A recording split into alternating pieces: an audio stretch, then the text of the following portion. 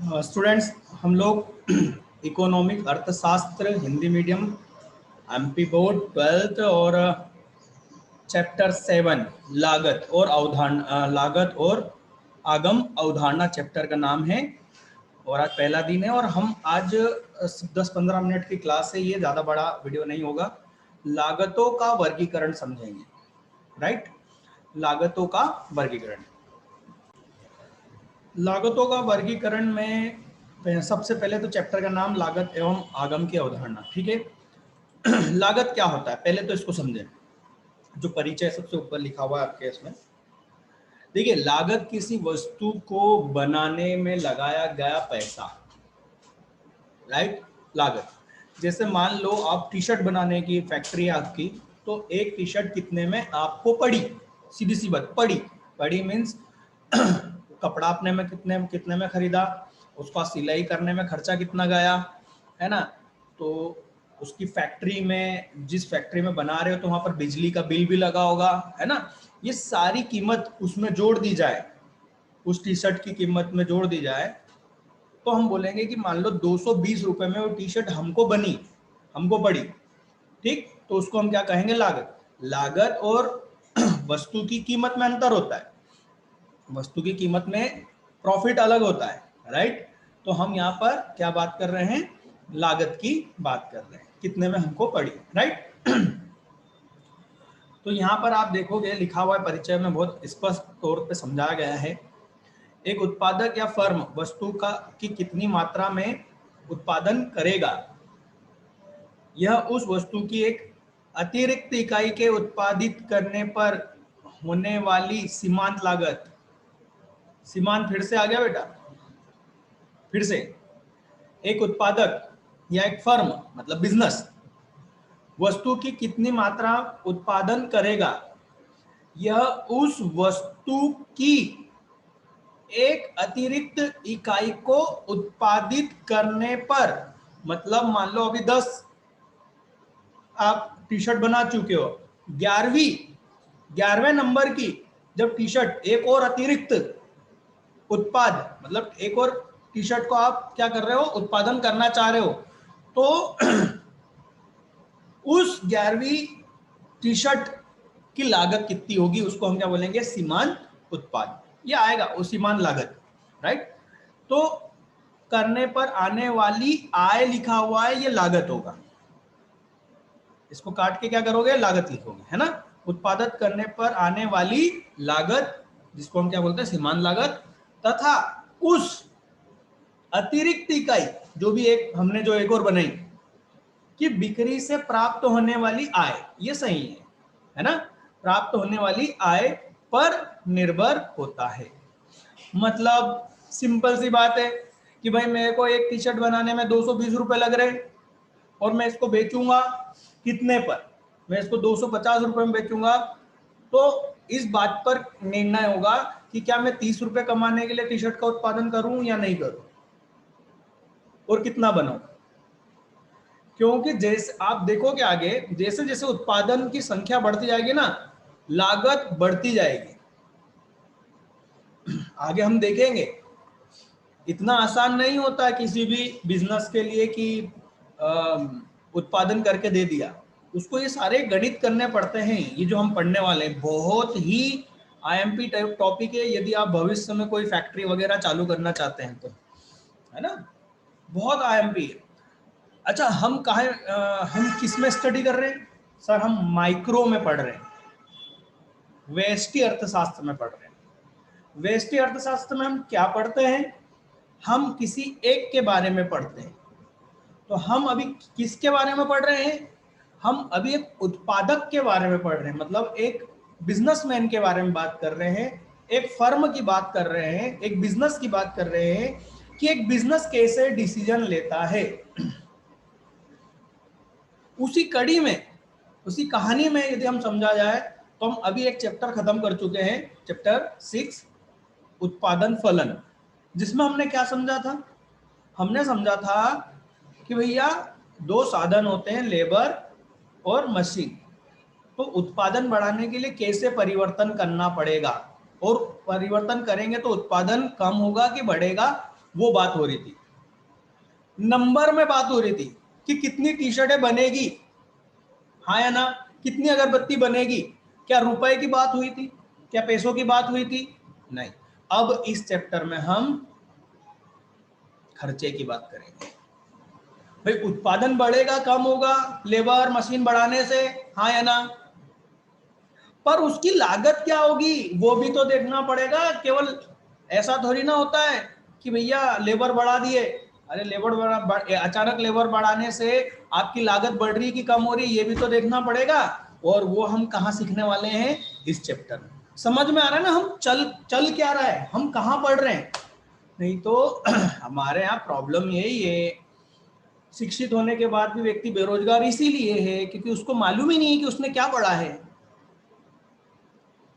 और हमको ये ध्यान रखना है, राइट। वहां पर हमने संख्याओं की बात करी, यहां हम पैसों की बात करेंगे कि आखिर वो कितने में पड़ेगा। उत्पादन भी बढ़ाना है, उत्पादन बढ़ाने के साथ साथ हमारी लागत पर क्या फर्क पड़ेगा, क्योंकि लागत और बेचने की कीमत, प्राइस में जितना अंतर होगा वही हमें क्या करेगा, उत्साहित करेगा कि अच्छा इसमें प्रॉफिट है तो हम उसका उत्पादन करेंगे। यदि प्रॉफिट कम होगा हम उत्पादन नहीं करेंगे। तो दोनों चीजों की जरूरत है, पहले वाले चैप्टर की भी समझने की जरूरत है और इस चैप्टर को भी, यदि उत्पादन करना है तो। ठीक, तो लागत का मतलब समझ में आया है ना। अब लागत में सीधे आ जाओ, लागत का वर्गीकरण नीचे दिख रहा है। तीन तरह की लागत बताई गई है, मौद्रिक लागत, वास्तविक लागत और अवसर लागत। चलिए मौद्रिक लागत। साहब मौद्रिक लागत क्या होती है? वे लागत जो कि भुगतान के रूप में आपने खर्च करी है किसी उत्पादन के निर्माण में, उसको हम क्या बोलेंगे, मौद्रिक। ठीक, अब इस मौद्रिक को समझना है तो इसकी जो तीन लागतें हैं नीचे जो लिखा हुआ है, तीन प्रकार की लागतें हैं, स्पष्ट लागत, अस्पष्ट लागत और सामान्य लाभ। इन तीन को जोड़ दिया जाए तो मौद्रिक लागत होती है। ठीक है, तो हम सीधे इन तीनों पॉइंट को समझ रहे हैं। आप जब इन तीनों पॉइंट को समझ जाओगे तो ये ऊपर वाला पैराग्राफ आपके लिए काफी आसान हो जाएगा। ठीक है, चलिए आते हम स्पष्ट लागत पर। साहब स्पष्ट लागत का मतलब क्या हुआ? अरे जो दिख रहा है, क्लियर, जो दिख रहा है कि भैया आपने टी शर्ट बनाने के लिए कपड़ा खरीदा, ठीक, सिलने के लिए लेबर को सिलाई का पैसा दिया, मैं दिन भर की उसकी मजदूरी दी, फैक्ट्री में बिजली चली, मशीन ने बिजली की खपत करी, हाँ या ना, ये सब और उसको बेचने की लागत भी, विज्ञापन की लागत भी इसी में आएगी। कुल मिला के स्पष्ट का मतलब ये हुआ जो आपको क्लियर दिख रहा है कि भैया ये प्रोडक्शन करने के लिए, उत्पादन करने के लिए, इस चीज का उत्पादन करने के लिए आपने ये खर्च करा है, वो क्या हो गया, स्पष्ट। स्पष्ट ज्यादा अच्छे से तब समझ में आता है जब आप समझते हैं अस्पष्ट लागत। अच्छा, स्पष्ट में ये तीन दिए हुए हैं, उत्पादन लागत, विक्रय लागत, अन्य लागत। आपकी मर्जी, आपको पढ़ना हो तो पढ़ना, नहीं तो कोई दिक्कत नहीं, बाकी स्पष्ट लागत को जरूर पढ़ना है। ठीक है, मैं पढ़ा के बताऊंगा, पर पहले अस्पष्ट पे जाना पड़ेगा। ये अर्थशास्त्र बेटा, यदि हिंदी की किताब जैसा आपने पहली लाइन से पढ़ना चालू कर दिया और समझ में आ जाए, ऐसा नहीं हो सकता। इसकी पहली लाइन को समझने के लिए पिछले जब आगे की चार लाइन पढ़नी पड़ेगी, तब जाके पीछे की पहली लाइन समझ में आती है ना। तो अस्पष्ट लागत का मतलब पहले समझो। मान लो ये मेरे कोचिंग इंस्टीट्यूट मेरा फिलहाल तो अभी किराए के उसमें चल रहा है, पर ये किसका है, मेरा ही है, राइट। तो इसका जो भी मैं किराया दे रहा हूँ, 12,000 रुपये मान लो किराया दे रहा हूं मैं, है ना, फोकस ट्यूटोरियल देता है, और ये मेरा ही है तो मेरे को ये देने की जरूरत पड़ेगी क्या? मेरी ही बिल्डिंग है, मेरी बिल्डिंग में मैं कोचिंग चला रहा हूं, क्या मैं किसी को किराया दूंगा? नहीं दूंगा। इस पर ये भी मेरी इस कोचिंग में एक बच्चे को पढ़ाने की लागत में आएगा। क्यों? क्योंकि यदि मैं ये किराए से, मतलब मेरा नहीं होता तो मेरे को किराए से लेना पड़ता, और किराए से लेना पड़ता तो 12,000 रुपये किराया देना पड़ता, हाँ या ना। तो इसी को क्या बोल रहे हैं, अस्पष्ट। दिखाई नहीं दे रही पर ये लागत जरूर है, समझो इसको। ये लागत जरूर है, क्योंकि मैं यदि नहीं पढ़ाता तो कम से कम 12,000 रुपये महीना तो वैसे भी आता ना मेरा, दूसरे को किसी को किराए से दे देता तो, हाँ या ना। पर मेरा यहीं पर अब क्लासेस खोलने के कारण क्या मुझे वो 12,000 रुपये मिल रहे? तो मैं क्या चाहूंगा, मैं ये चाहूंगा कि मेरे को जो भी प्रॉफिट हो इस कोचिंग इंस्टीट्यूट से, यहाँ पर बच्चों को पढ़ाने से, उसमें ये मेरे क्या निकलना चाहिए, 12,000 का ये किराया भी निकलना चाहिए। मतलब बिजली बिल में मैं 12,000 का किराया भी जोड़ दूंगा, ये मान के कि मैंने किसी और को दिया होता तो देना तो पड़ता ना, कहीं और पढ़ाता तो। समझ में आ रही बात? इसको क्या बोलेंगे, अस्पष्ट लागत। देखो इसको पढ़ो। अस्पष्ट लागत वे लागतें हैं जिनका भुगतान फर्म के द्वारा न तो प्रत्यक्ष रूप से और न ही किसी समझौते के अनुसार किया जाता है, मतलब डायरेक्टली नहीं दिया जाता। ऐसी स्थिति तब निर्मित होती है जब उत्पादक मतलब मालिक है ना, उत्पादन के कार्य में अनेक साधन स्वयं अपने पास से लगा देता है। समझ में आ रही बात?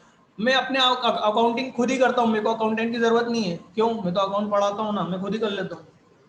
पर फिर भी मेरे को एक अकाउंटेंट की सैलरी को मेरे इसमें जोड़ना चाहिए, क्योंकि मैं कहीं और अकाउंटिंग करता तो कमाता, या मैं किसी और को अकाउंटेंट रखता तो देना पड़ते, राइट? इसी को क्या बोला है, अस्पष्ट।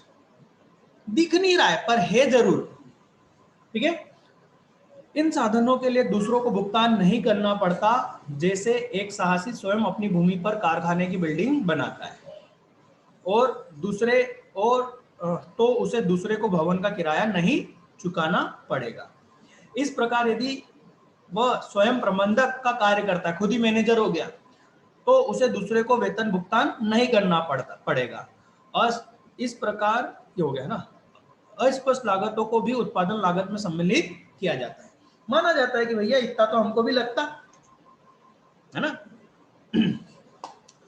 तो अस्पष्ट लागत क्लियर हो गई। तो स्पष्ट लागत क्या हो गई, इसका उल्टा, जो दूसरों को दिया जा रहा है स्पष्ट तौर से, स्पष्ट लागत, ठीक है।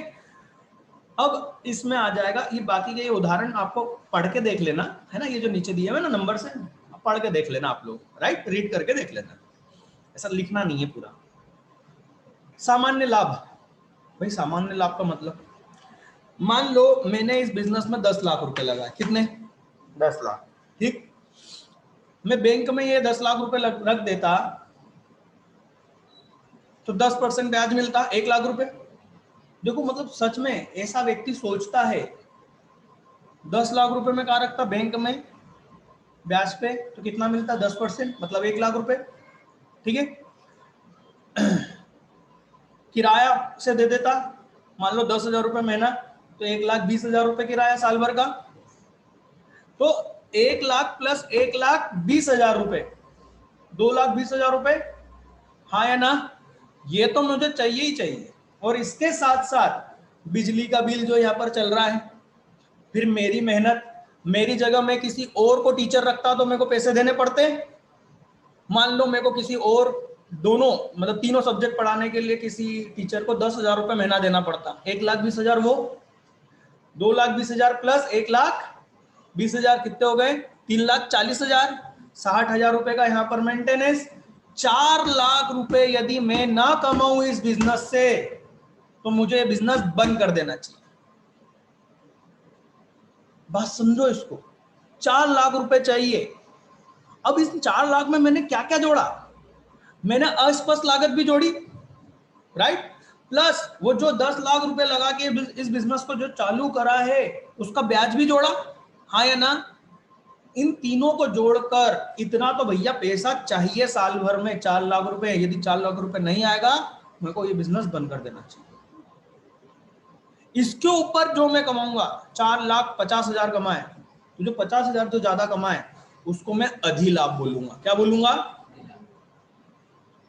और याद रखना, अधिलाभ जीवन भर नहीं चलता।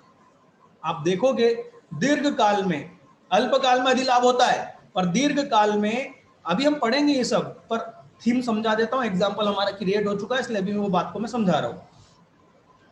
दीर्घ काल में आपका अधिलाभ खत्म होकर सामान्य लाभ पे आ जाते हो, मतलब कहां जाओगे, 4 लाख पे। क्यों ऐसा क्यों होता है सर? ऐसे बहुत से कारण हैं, आगे हम पढ़ेंगे, पर फिर भी एक कारण बता देता हूँ। जब आप बिजनेस करते हो, जब आप कुछ नई चीज लाते हो मार्केट में, तो आप अकेले होते हो, इसलिए आपको अधिलाभ होता है। पर आपको देख के लोग आप ही का बिजनेस, आपकी जैसा बिजनेस चालू कर देते हैं, जिससे कंपटीशन बढ़ जाता है, जिससे लाभ कम होने लगता है, और कहां पर आ जाते हैं हम? सामान्य लाभ पर आ जाते हैं। बात समझ में आ रही है? तो दीर्घ काल में सामान्य लाभ प्राप्त होता है, अल्पकाल में अधिलाभ हो सकता है। हो सकता है बोला है, होता है नहीं बोला है। ठीक है, समझ में आई बात? लागतों का दिमाग में क्लियर? स्पष्ट लागत क्या होगी, सामान्य अस्पष्ट लागत क्या होगी, और सामान्य लाभ क्या होगा? सामान्य लाभ को भी काय में जोड़ा है? मौद्रिक लागत में जोड़ दिया गया है। मतलब 4 लाख तो भैया चाहिए ही। ये दुकान 1 साल तक खुला रखने की मेरी 4 लाख की लागत है, इतना नहीं मिलेगा साहब, मैं छोड़ दूंगा। सर मतलब वो आप 1 लाख रुपए ब्याज का मान के चल रहे हो, वो भी? हाँ, क्योंकि सीधी सी बात है ना, मैं कहीं और रख दूंगा तो यार 1 लाख रुपए ब्याज तो आएगा मेरे को, हाँ है ना? क्लियर? यह है सामान्य लाभ।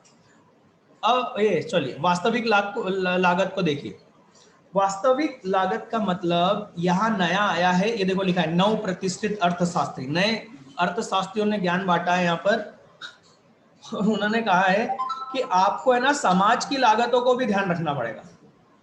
मतलब कि एक उत्पादक पैसा इकट्ठा करके बिजनेस चालू कर रहा है, तो वो अपनी भावनाओं का गला घोट कर पैसा इकट्ठा कर रहा है।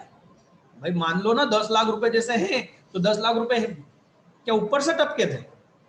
बचाए होंगे ना भाई। हो सकता है मुझे कार लेने की इच्छा हो, पर मैंने अपनी इच्छाओं को मारकर कार नहीं ली, और क्या करा, पैसे बचाकर बिजनेस में लगाया, हाँ या ना? तो इसको भी उन्होंने क्या मान लिया? लागत मान ली। किसको? जो मैंने पीड़ा उठाई है, दुख सहा है। किस चीज का दुख सहा है मैंने? कि मैंने कार नहीं ली, और मेरे पड़ोसी के पास कार है, और मैंने जो जलन मेरे को अंदर हुई, जो तकलीफ हुई कि अरे यार मेरे पास कार होनी थी, पर वो पैसा बचाकर मैंने कहाँ डाल दिया? बिजनेस में। तो वो तकलीफ को भी इन्होंने क्या मान लिया? लागत मान लिया, वास्तविक लागत में। हालांकि वास्तविक लागत नहीं है, नए अर्थशास्त्री मानते हैं। ठीक है, तो ये पढ़ के देखना, ये हो जाएगा, है ना? इसमें दम नहीं है, इसको बस पढ़ के देखना है ना, याद वाद नहीं करना। ठीक है, ये पूरा नहीं पढ़ना है ना, मनोवैज्ञानिक लागत, ये कुछ नहीं पढ़ना, ऊपर का सिर्फ 2 पैराग्राफ पढ़ना है और कुछ नहीं। अवसर लागत साहब क्या होता है? हम पढ़ चुके हैं अवसर लागत। पीपीसी जब हमने पढ़ा था, उत्पादन संभावना वक्र, उसमें हमने पढ़ा था कि अवसर लागत का मतलब क्या होता है। मैंने किसी चीज के लिए किसी को छोड़ दिया, वो क्या हो गया? अवसर लागत हो गई। भाई मैं यहाँ पर पढ़ाने की बजाय कहीं और नौकरी करता, तो मैंने वो जो नौकरी छोड़ दी, वो ये पढ़ाने की मेरी क्या हो गई? अवसर लागत हो गई, है ना? तुमको तो मालूम ही है, छोड़ के आया हूँ नौकरी, राइट? तो बेटा ये हो गई अवसर लागत। यहाँ पर अवसर लागत का कोई मतलब नहीं है, अवसर लागत अपन वहां पर कर चुके थे। ठीक, अब हम कल देखेंगे कुल लागत, है ना, स्थिर लागत, ये सारी चीजें देखेंगे। ठीक है, आज के लिए बेटा इतना ही।